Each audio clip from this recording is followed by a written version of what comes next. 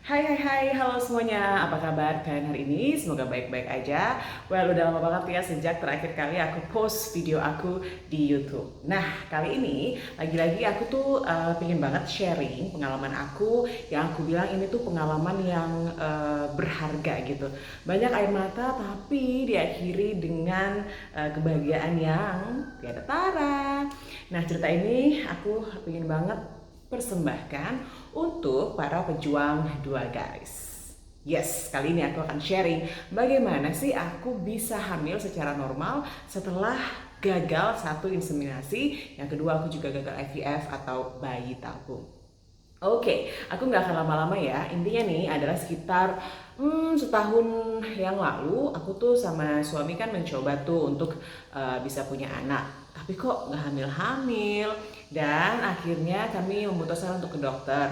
Oleh dokter aku disuruh untuk melakukan beberapa tes dan ternyata hasil dari tes aku adalah kadar hormon AMH aku yang sangat rendah. Oke, AMH atau anti Mullerian hormone itu adalah hormon yang bisa mengetahui gitu ya seberapa banyak sih cadangan ovarium yang berperan dalam menentukan tingkat kesuburan organ reproduksi seorang wanita. Nah, hormon AMH seseorang itu tuh berbeda-beda gitu ya, tergantung usianya.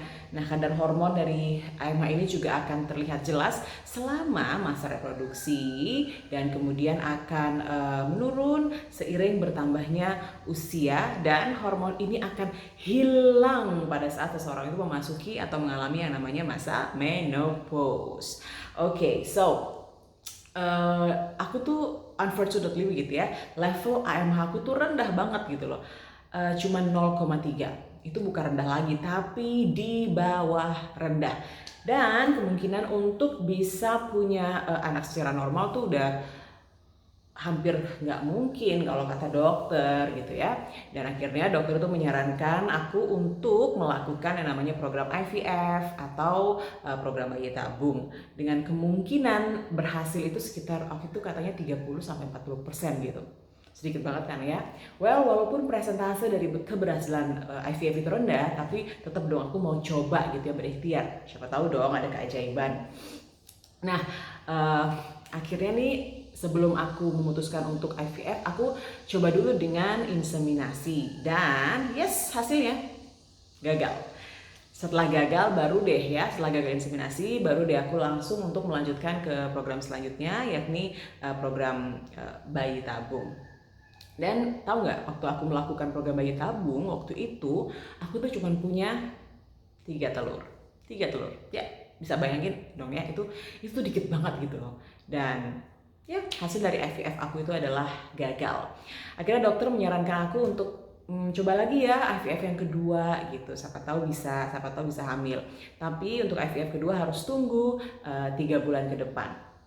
Nah, aku tuh ya mengiyakan aja, aku niat mau coba lagi IVF yang kedua. Nah, tapi dalam 3 bulan sebelum IVF itu, aku tuh juga berusaha untuk browsing-browsing, cari tahu gimana nih biar aku bisa hamil. Dan aku menemukan beberapa artikel gitu ya tentang pengalaman beberapa wanita yang susah hamil. Kebanyakan tuh mereka memiliki masalah PCO, dan tapi mereka bisa hamil setelah terapi di seorang sensei. Nah, tanpa pikir panjang lagi, keesokan harinya aku langsung dong ya berusaha untuk menelpon sensei tersebut. Oh ya, by the way namanya adalah Sensei Sukimin. My dear Sensei Sukimin. Oke, ternyata waktu aku telepon itu prakteknya Sensei Sukimin itu lagi libur. Tapi untungnya aku tuh diizinkan beliau untuk bisa datang ke rumahnya gitu ya. Dan sampai di rumahnya aku langsung dipijat, kayak dipijat refleksi gitu. Dan dikasih ramuan-ramuan tumbuh-tumbuhan kering yang harus direbus dengan paha ayam dan kemudian diminum.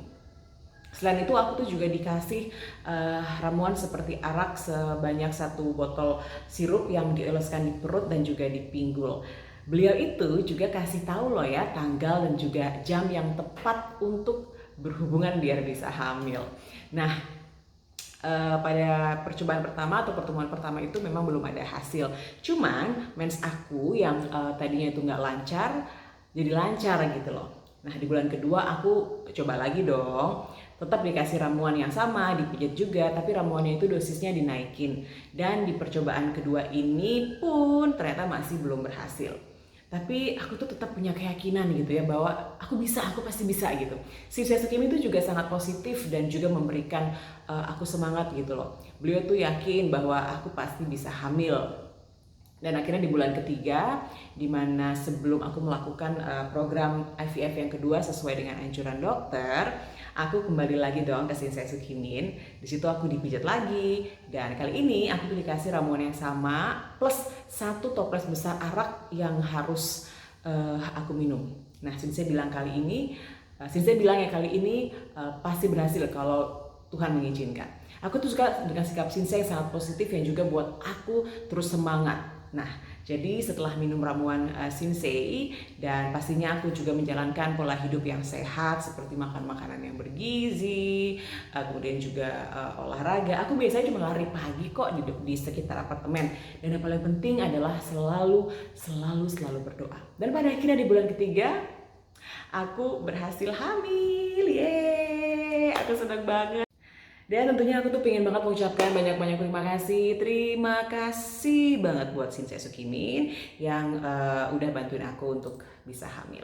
Nah, untuk kalian para wanita yang sedang promil, sedang berusaha untuk hamil, para pejuang 2 garis, aku saranin banget nih kalian untuk coba terapi deh di Shinsei Sukimin. Nah, Shinsei Sukimin ini ada di Jakarta. Nanti alamat lengkapnya akan aku tulis ya di description box di bawah. Oke, sampai di sini dulu video aku dan semoga bermanfaat untuk kalian. Thank you for watching. Sampai jumpa di video-video selanjutnya. Bye.